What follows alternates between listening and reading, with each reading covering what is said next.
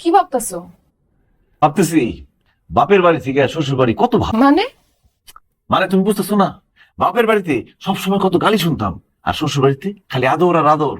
বাপের বাড়িতে খাইতাম আলু ভর্তা আর ডাইল, আর শ্বশুর বাড়িতে মাছ মাংস পোলাও কুরমা খিচুড়ি কত কি।